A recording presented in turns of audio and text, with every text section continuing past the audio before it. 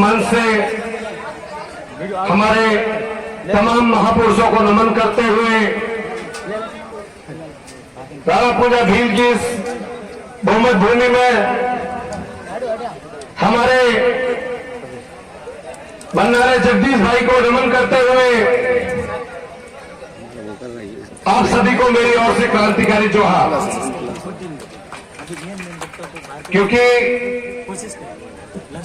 एक तयबंद कार्यक्रम जब होता है तो लगातार लंबे समय तक बैठने की हमको आदत नहीं है। हम लोगों को इस तरह 2-2 घंटे 3-3 घंटे एक जगह बैठने की आदत नहीं है। और इसके 2-3 कारण ये भी है कि पिछले कुछ समय में कुछ लोगों के प्रभाव की वजह से हमारी आदतें बिगड़ गई। अब जैसे जैसे वैचारिक शुद्धिकरण हुआ है, आज जो ये पांडाल में हमारी संख्या है, जो साथी हमारे यहाँ सब अलग अलग क्षेत्रों से अलग अलग जगह से चलकर आए, आज ये जो मजमा है ये ऐसे ही तैयार नहीं हुआ। ये जो वैचारिक परिवर्तन है ये ऐसे ही तैयार नहीं हुआ। आज अगर बहन बबीता की बात करें, हमारे भाई जो सलंबर ब्लॉक से आए उनकी बात करें, जो हमारा भाई जोधपुर से चलकर आया है अगर उनकी बात करें, तो ये मजमा ऐसे ही नहीं बना है। शायद बहुत कम लोग जानते होंगे, बहुत कम लोग जानते होंगे कि साल 2014-15 जो शायद आदिवासी परिवार के जो वैचारिक परिवर्तन का जो बीज था, जब वो अंकुरित हो रहा था, उस दौर को बहुत कम लोग जानते होंगे। लेकिन मैं आज आप सब लोगों को बता देता हूं कि ये हजारों का वैचारिक मंच ऐसे ही तैयार नहीं हुआ।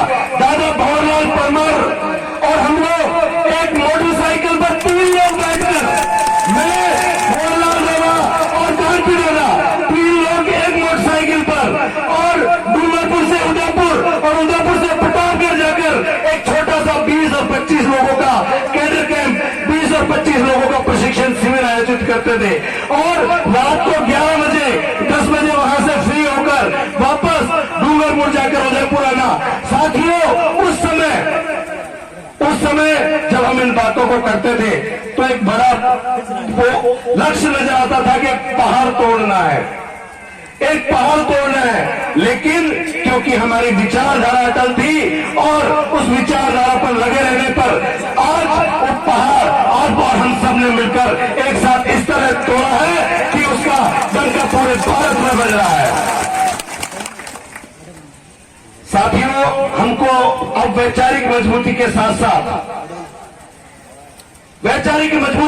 साथ राजनीतिक विचारधारा जो हमारी है उसको भी मजबूत करने का समय आ गया है।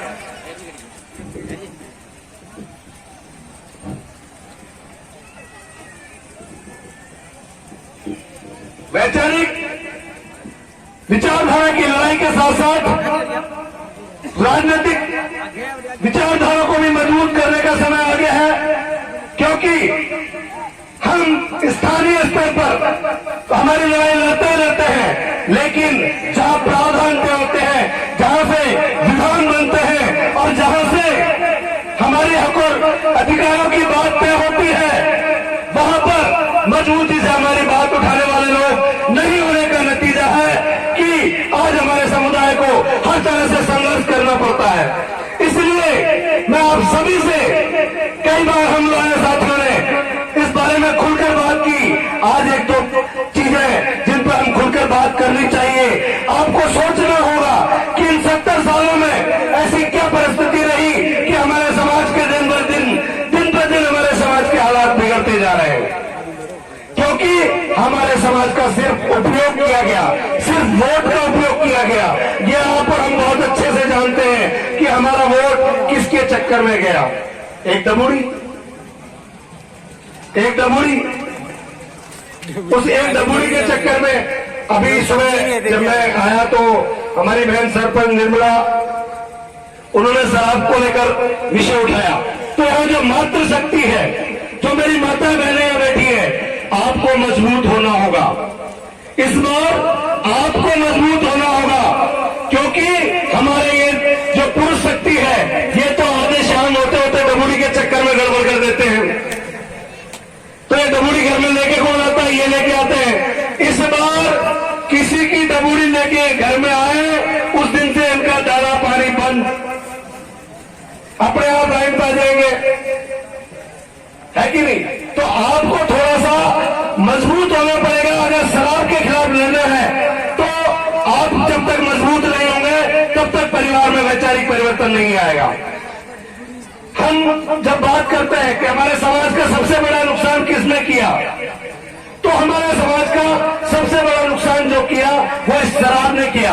इस शराब के खिलाफ आप और हमको इस कदर लड़ना पड़ेगा, और वो भी खास तौर पर इसलिए क्योंकि शायद दवाई के तौर पर हमारे पुरखे काम में लिया करते थे, लेकिन जब ये अंग्रेजी शराब आई, ये जो अंग्रेजी शराब आई, और इस अंग्रेजी शराब की वजह से हमारी नस्लें जो बर्बाद हो रही है, उसका रीजन पूरी तरह से अंग्रेजी शराब है। ये अंग्रेजी शराब के चक्कर में हमारी जमीनें चली गई।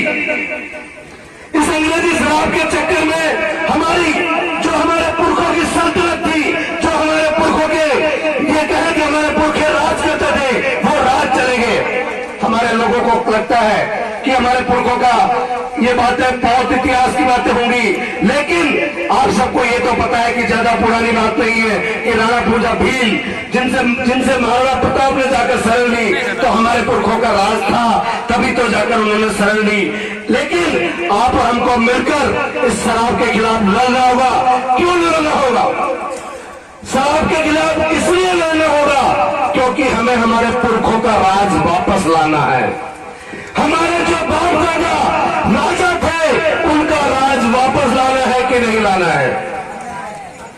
एक बार जो भाई पीछे बैठे उनको समझ में नहीं आया कि कौन सा राज लाना है। अभी तो वो सुबह गणपत में वो आजकल लाल मिर्च और धनिया के चक्कर में भी गड़बड़ हो रही है, आजकल वो भी बड़ी गड़बड़ हो रही है। पर आप सोचो कि हमारे समाज की बदलती हुई ताकत का नतीजा है कि सरकार में होकर किराना स्टोर हो गई, गहलोत चाल दावल स्टोर, नमक स्टोर, हल्दी स्टोर, ये सरकार की हालत हो गई है। आप लोगों को उस वैचारिक परिवर्तन के लिए तैयार होना होगा, और वो वैचारिक परिवर्तन जो हमारे आदिवासी परिवार की विचारधारा को समर्थन करता है, जो राजनीतिक पार्टी, जो राजनीतिक जाजम हमारे परिवार ने तैयार की है, और उस जाजम के जरिए जो भी प्रतिनिधि समाज के जरिए तय होकर जाता है, जो हमारी बात आगे जाकर जयपुर और दिल्ली में हमारी बात को मजबूती से रख सके, ऐसा हमें राजनीतिक नेतृत्व तैयार करना होगा।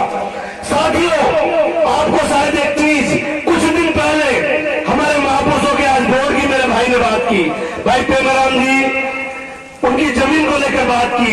हमारे भाई ने कहा कि बोर्ड को लेकर एक तनाव हो रहा है, तो मैं यहां इस मंच से खास तौर पर उन लोगों को जिन्होंने पिछली बार बोर्ड तोड़ा, और प्रशासन, खास तौर पर पुलिस प्रशासन जो अगर यहां मौजूद हो तो मेरी बात कान खोल के सुन लेना कि पिछली बार बोर्ड तोड़ा और पुलिस ने कोई कार्रवाई नहीं की। किस दबाव में नहीं की, किसके दबाव में नहीं की?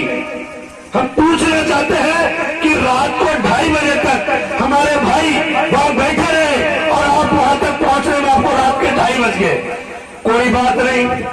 लेकिन अब इस चीज को लिख लेना कि इस बार अगर वोट तोड़ा तो तोड़ने वालों को हम तोड़ेंगे, और तुम रात को 2:30 बजे तक घूमते रहना।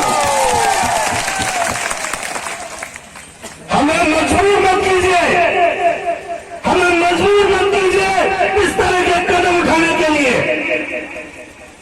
हमें मजबूर मत कीजिए हथियार उठाने के लिए। लेकिन यह मत भूलिए कि हमने हथियार चलाना छोड़ा है, चलाना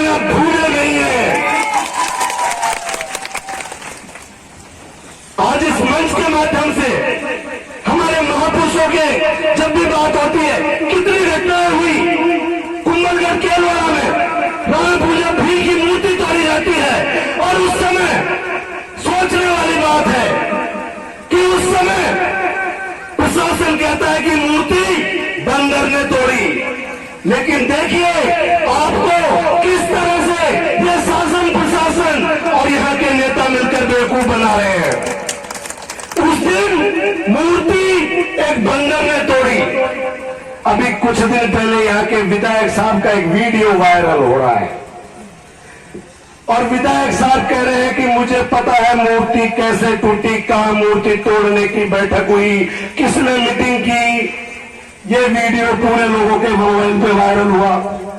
अब मैं यहाँ के पुलिस प्रशासन से, यहाँ के थानेदार से, यहाँ के डिप्टी एसपी से और एसपी से पूछना चाहता हूं, भाई आपके यहाँ एक एफआईआर दर्ज हुई, उसमें कोई आदमी उसके बारे में खुलेआम कह रहा है कि मुझे पता है मूर्ति कैसे टूटी, किन लोगों ने कहा मीटिंग की।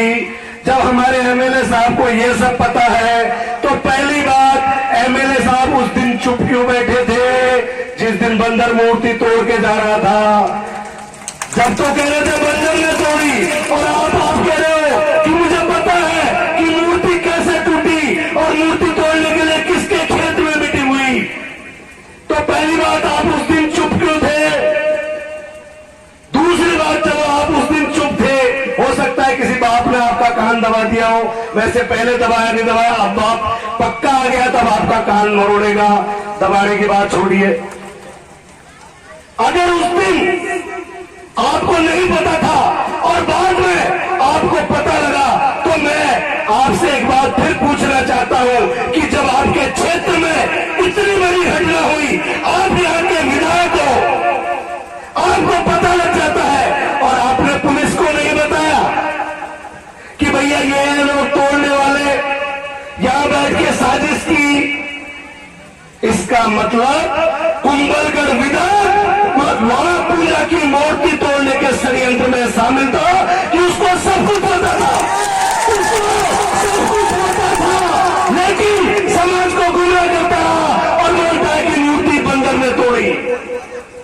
अब मैं पूछता हूं यहाँ के पुलिस प्रशासन से कि जब विधायक साहब खुलेआम वीडियो स्टेटमेंट दे रहे हैं कि मुझे पता है कि कहां बैठक हुई कहां नहीं हुई और ये वीडियो पूरे लोगों में वायरल हो रहा है, तो पुलिस वालों के आंख कान नाक नहीं हो क्या भैया?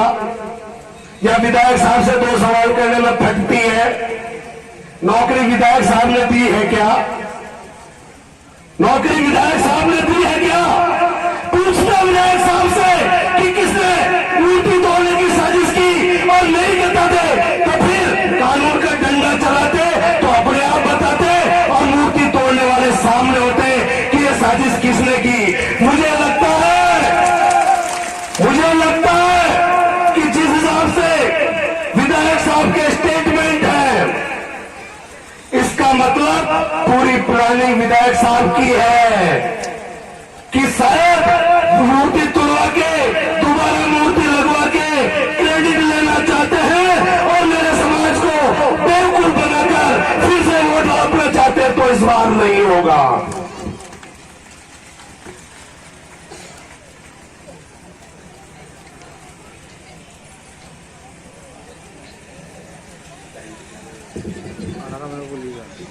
इस बार अलार्म बज चुकी है, थोड़ा सा समय और लूंगा, ज्यादा नहीं,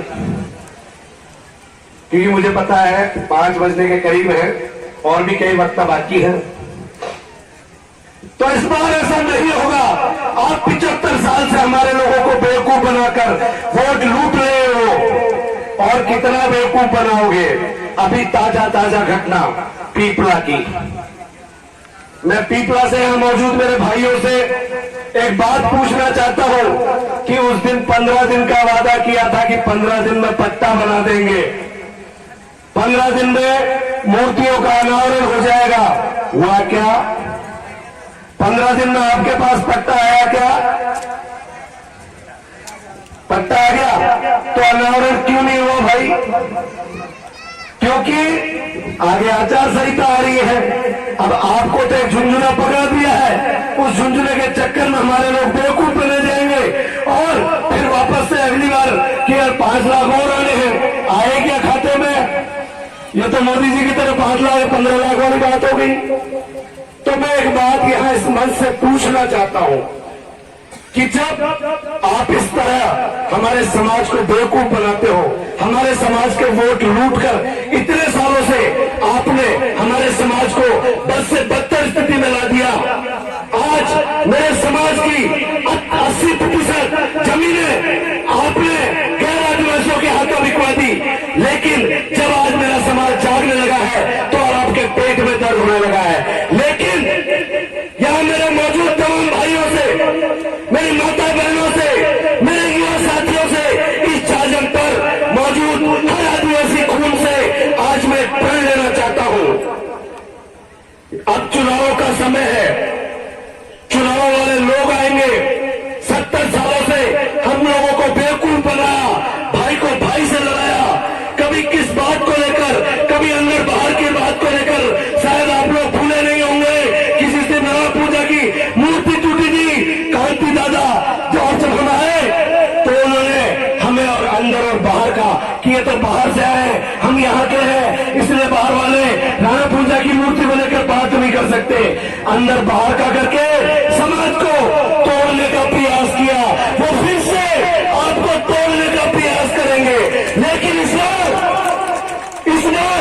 हमें एक बात याद रखनी है कि जो हमारे समाज की जाजम प्रणाली है, उस जाजम सिलेक्शन प्रणाली से जो भी समाज का बच्चा, जिसको समाज तय करेगा, जो भी समाज का बेटा या बेटी, जो भी आदिवासी समाज का खून, जिसको समाज जयपुर भेजने के लिए तय करेगा, आज हम प्रण लेते हैं कि बिना किसी नौ नुक्कड़ के हम आप और मिलकर हमारे समाज के उस बेटे को जयपुर पहुंचा कर रहेंगे।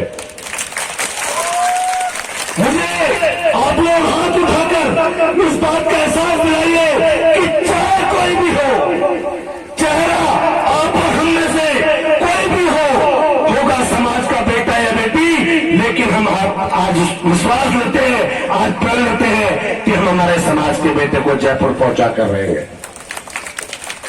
70 साल हमने दूसरों को भेजा है, अब मौका आ गया है कि हमारे बीच में से जो हमारे हक की बात कर सके, जो हमारी बात को मजबूती से रख सके, जो हमारी लड़ाई खुलकर लड़ सके, ऐसे व्यक्ति को हमें विधानसभा में भेजना होगा। चुनाव का समय है और अभी मेरे पास भी समय